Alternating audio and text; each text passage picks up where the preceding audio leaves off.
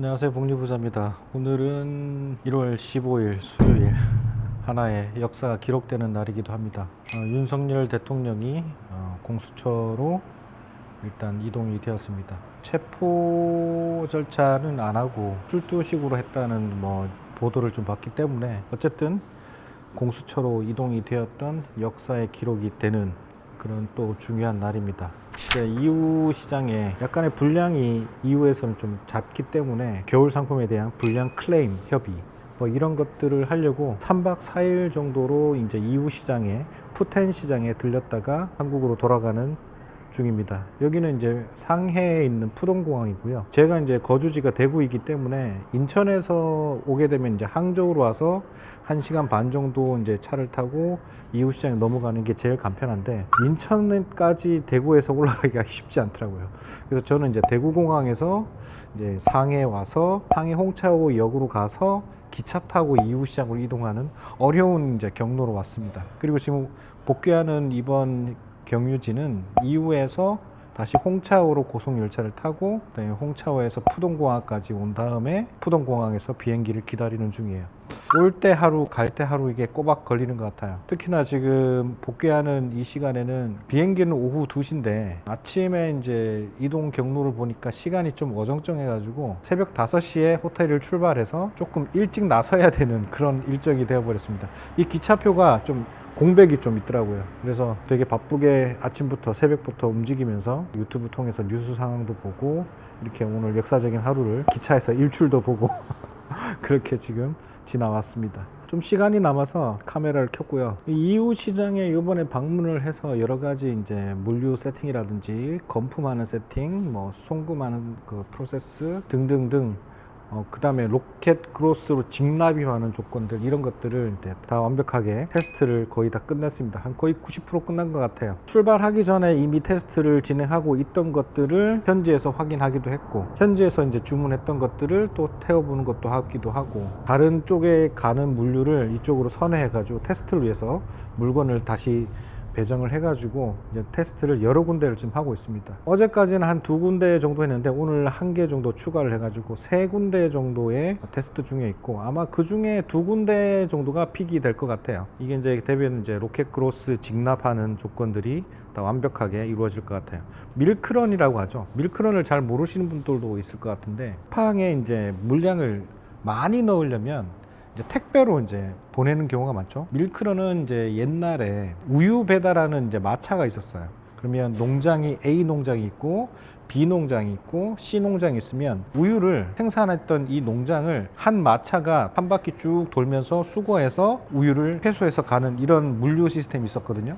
이제 그거를 이제 밀크런이라고 합니다. 그래서 쿠팡에서도 똑같이 밀크런 이제 트럭 같은 것들을 운영하게 되는데 첫 번째는 이제 밀크런 택배라고 부르는 거. 쿠팡에서 배정을 받아서 오긴 하는데 그 트럭에다가 내가 택배 상자를 보낼 수도 있고요. 두 번째가 이제 밀크런 파레트가 있습니다.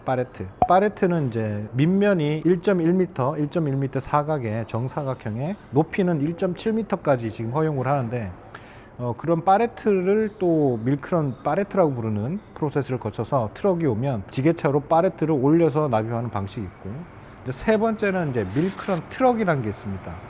트럭은 이제 한 차를 전부 다 한 트럭을 다 쓰겠다는 거죠. 왜냐하면 저 같은 경우 이제 컨테이너로 단위로 구매를 하게 되면 입고를 받게 되면 쿠팡에서는 컨테이너 작업이 안 됩니다. 적출 작업이라고 하죠. 컨테이너 안에 쌓여 있는 물건들을 꺼내는 적출 작업을 해야만 이게 박스를 상품으로 만들 수 있는데 이거를 이제 쿠팡에서는 안 합니다. 결국엔 적출 작업을 해서 컨테이너에 담겨 있던 물건을 꺼내서 트럭에 담아서 트럭 기사를 그대로 보내는 이제 밀크런 트럭, 이렇게 크게는 3가지가 있다고 볼 수 있어요. 그래서 밀크런이라는 게 있는데 세상이 너무 좋은 거죠. 대량으로 보내는 이런 물류 시스템을 컨테이너 단위인데도 불구하고 물류업체를 통해서 배송 대행지라고 부를 수가 있겠죠. 배대지에서 요즘 최근에 밀크런 서비스를 되게 많이 지원을 해주고 있습니다. 많은 곳에서 지금 하고 있어요. 그런데 조금 있다가 나중에 라이브 방송을 통해서 이 부분에 대한 단가라든지 그들의 전략들, 그들이 눈 가리고 뒤에서 받아가는 이런 숨어있는 코스트, 숨어있는 금액들, 말 그대로 눈탱이 친다 하죠. 눈탱이 치는 것들 다 하나하나 끌고 가지고 다 공개해 드릴 겁니다. 어쨌든 그런 서비스들이 이제 배재지를 통해서 이루어지다 보니까 이유가 됐든 위해가 됐든 광저우가 됐든 이 컨테이너 단위를 구매를 한 다음에 이거를 배대지를 통해서 쿠팡에 밀크런 트럭이든 밀크런 팔레트든 이런 것들을 바로 집어넣을 수 있는 시스템이 이제 거의 다 가능해졌어요. 상당히 많은 업체들이 지원을 하기 때문에 너무너무 편리해진 거죠. 그러면 이렇게 되면 뭐가 좋으냐? 지금은 이제 제가 창고를 운영을 하고 있지만 공장동 같이 큰 창고는 아니에요. 사무실 같은 일반 이 빌딩의 호실을 빌려서 쓰는 정도인데 그 호실 한 2개 정도 지금 쓰고 있거든요. 근데 이 정도 규모로도 제가 몇 컨테이너를 지금 움직이고 있단 말이에요. 그래서 너무 좋은 거죠. 내 공간이 없어도 배송 대행지에 있는 그 공간을 사용해서 팔레트 작업을 끝내고 그걸 바로 쿠팡에 납입할 수 있는 거. 재밌습니다. 그리고 최근에는 이제 3PL이라는 것들이 있죠. 배송 대행지를 통해서 통관 작업하고 입고시킨 다음에 그 국내 3PL을 통해서 보관을 했다가, 왜냐면 쿠팡이 이제는 상품에 대한 보관료를 받기 시작했고 30일 동안만 무료로 제공을 합니다. 그래서 30일 이후가 되면 쿠팡 창고 보관료라는 게 청구가 되게 되는데, 그럼 30일 또는 2주, 4주 단위로 이제 재고 관리를 해야 되는 거예요. 그래서 재고 관리 능력도 되게 중요해진 셈이죠. 그런데 이제 3PL이라는 게 또 배대지하고 연동되는 곳들이 많거든요. 그러다 보니까 3PL을 통해서 통관된 상품을 컨테이너 단위더라도 보관료를 주고 적재하고 있다가 내가 필요한 만큼만 한 달 또는 2주 또는 4주 분량의 물건만 꺼내서 쿠팡에 넣는 거죠. 이런 것들이 내 손을 거치지 않고 컴퓨터로 주문서만 넣으면 가능한 시대가 되어버렸습니다. 그래서 저도 조금 고민이 됐어요. 원래 올해 2025년도에 제가 공장동처럼 생긴 3PL 창고를 좀 큰 거를 하나 구매를 하려고 했거든요. 근데 지금 최근의 동향들을 보고 이번에 테스트를 해보니까 이거를 내가 직접 구매하는 게 맞나 이런 생각도 조금 들긴 시작합니다. 그런데 결국에 브랜딩을 하고 내 상품을 핸들링하고 문제를 바로바로 해결하면서 좀 더 나은 퀄리티로 만들고 서비스를 좋게 하려면 반드시 이제 브랜딩을 위해서는 내 창고가 있는 게 100% 좋습니다. 그래서 그 사이에서 조금 갈등이 되긴 해요. 어쨌든 이번에 이런 테스트를 다 끝낸 상황이기 때문에 한국에 들어가면 라이브 통해서 이런 서비스에 대해서 다 공개를 할 거고, 로켓 크로스반을 지금 모집 중에 있죠. 사실은 그 윤석열 대통령 사건 때문에 제가 유튜브 활동을 잠시 중단을 하고 자숙하고 있었습니다. 제가 많은 모집 활동을 하진 않았어요. 그런데 오늘 역사적인 기록을 할 수 있는 일들이 벌어졌기 때문에 오늘부터 또 다시 유튜브 활동을 시작을 하고 또 강의도 다시 재개를 해볼까 합니다. 제가 이번 달부터 되게 좋은 소식을 또 쿠팡한테 또 받았어요. 제 담당 매니저가 이제는 조금 상위 클래스로 바뀌었습니다. 어떤 클래스냐? 쿠팡 전체 매출 규모로 따졌을 때 약 5에서 10% 안에 드는 대기업군. 저는 이제 진짜 얼마 안 된 법인이거든요. 근데 그 대기업군 관리 리스트에 제가 들어갔어요. 상위 5%, 10%. 여러분들이 그 생각하는 LG라든지 뭐 등등등 대기업들 많잖아요. 그 대기업들이 판매하고 있는 쿠팡에 그들이 관리되는 대상에 제 회사가 지금 들어갔어요. 이번 달에. 근데 재밌는 사실이 있어요. 제가 지금 대기업군에 편입된 이 사업자는 작년 2024년 3월에 설립한 법인이에요. 10달 정도밖에 안 됐는데 대기업군까지 성장을 시켰다. 물론 쿠팡 안에서의 이제 지표이긴 하지만, 더 웃긴 게 뭐냐면 대기업은 인원들이 엄청나게 많잖아요. 마케팅 부서, 기획 부서, 뭐 구매 부서, 뭐 등등등 되게 CS 부서 되게 많잖아요. 저는 지금 직원이, 놀라지 마세요. 저는 직원이 되게 심플합니다. 제 직원은 정직원 1명과 아르바이트 2명이 있어요. 결국 3명인데 실질적으로는 3명이 어떤 3명이냐? 정직원 1명은 하루에 5시간만 일합니다. 나머지 2명의 알바는 오후 1시쯤 출근해서 저녁 6시, 좀 많을 때는 7시까지 넘어가기도 하는데 보통 6시 정도에 마칩니다. 그러면 하루에 5시간, 6시간 정도 포장 작업을 하는 아르바이트 2명. 이게 제 직원의 전부예요. 그런데도 불구하고 그들 대기업들이 하고 있는 정도를 만들 수 있다는 게 정말 놀라운 거죠. 이게 가능한 시대라는 거죠. 물론 이게 정말 뭐 아무나 그렇게 되지는 않습니다. 이걸 준비하고 생각하고 어떻게 프로세스를 만들지 많은 고민들이 필요하고, 그 프로세스를 만들기 위해서는 또 많은 노력도 필요하고, 그래서 이런 것들을 생각을 잘하면 어쨌든 하고자 하면 가능한 시대가 지금 2025년인 것 같아요.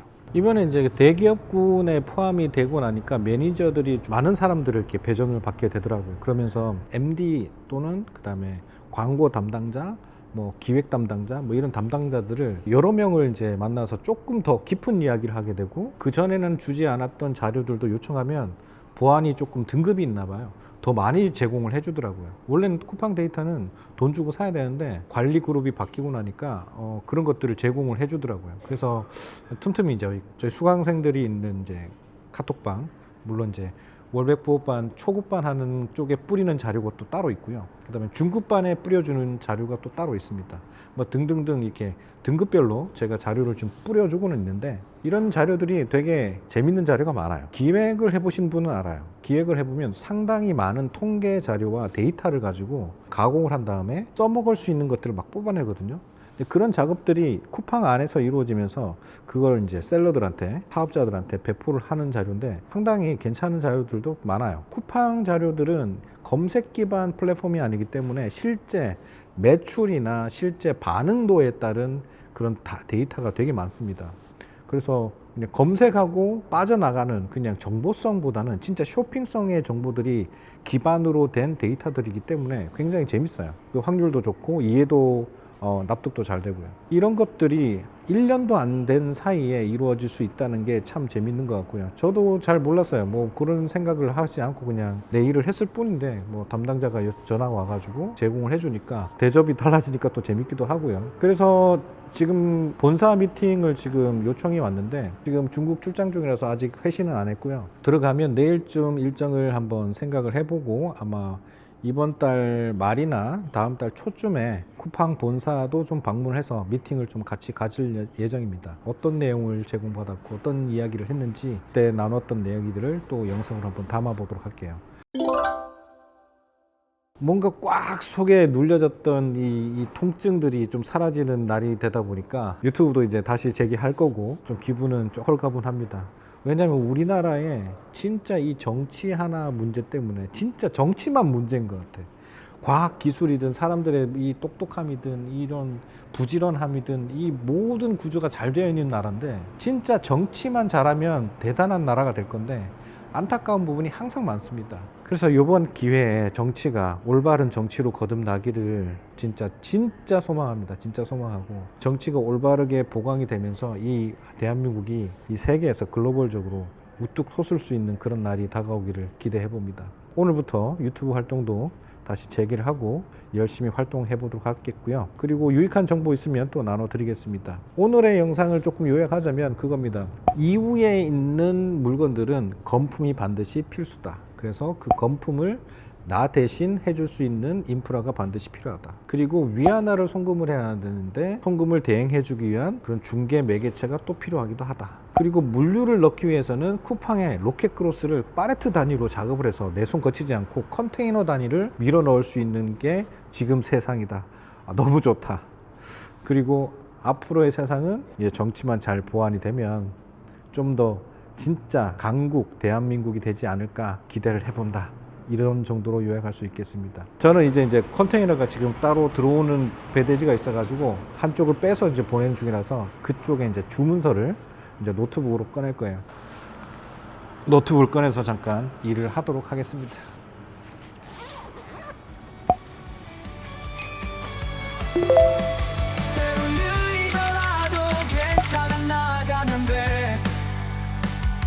어제보다 나은 내가 여기 있어. 오늘의 도전이 내일의 빛이 되어 어제의 작은 실수가 오늘의 나를 있게 했지. 조금씩 더 나아진 나. 우리는 끝없이 올라가.